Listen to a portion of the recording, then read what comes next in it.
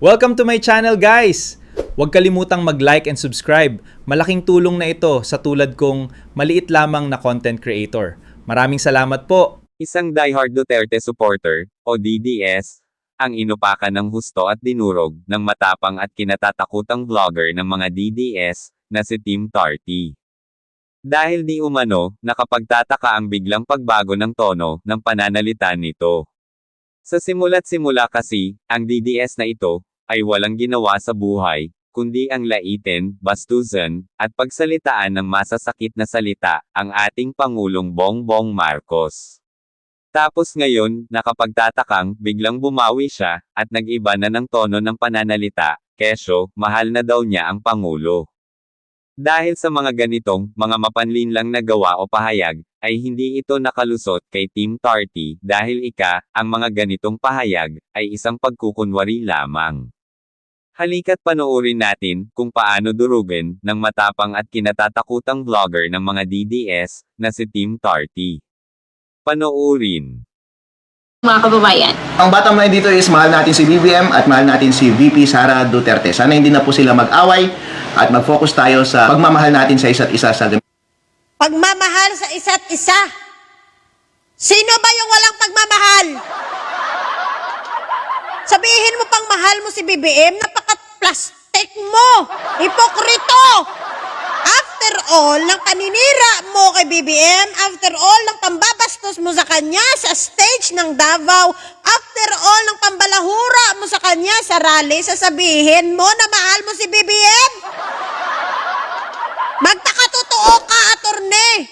Magpakatotoo ka sa sarili mo, wag kang plastic, hipokrito. Hindi bulag ang taong bayan, nakikita namin kung paano nyo binabara lagi si BBM, paano nyo binabatikos, minamasama nyo ang kanyang ginagawa, nagsisinungaling kayo sa taong bayan, gumagawa kayo ng kabastusan laban sa Pangulo, tapos sasabihin mo na mahal mo si BBM? Putang ina ka! Magpakatotoo ka, wag kayong plastic. Ha? Kung may mahal man kayo dito, yun yung Duterte. Yun yung Duterte na tuduhimod kayo sa mga puwet nila. Na yung Pangulo na wala namang ginagawang masama sa inyo, ginagawa nyo ng kagaguhan. Minamasama nyo. Walang hiya nyo.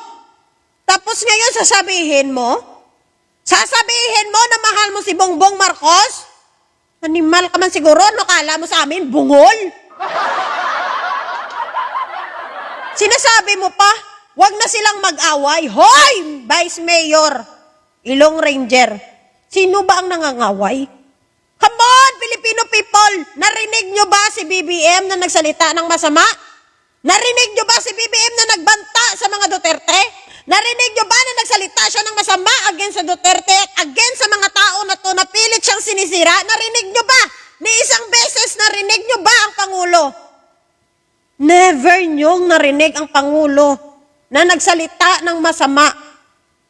Oh, sino ba ang mangaway? Sino ba ang nangaway? Sino ba ang mahilig manggulo? Sino ba ang naninira? Di ba mga Duterte? Kung mura-murahin nyo yung Pangulo, kung bastusin nyo yung Pangulo, wagas nga eh.